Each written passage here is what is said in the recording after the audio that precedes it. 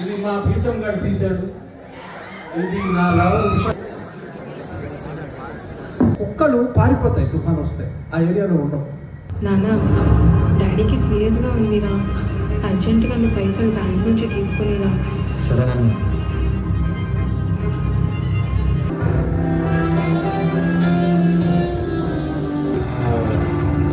ఒక్క క్లిప్తో game start అవుతుంది, కానీ అదే క్లిప్తో ఒక జీవితం ఎండ్ అవుతుంది. ఇది డబ్బులు పెంచే గేమ్ కాదు, ప్రాణాలు కోల్పోయే ఒక వ్యసనం.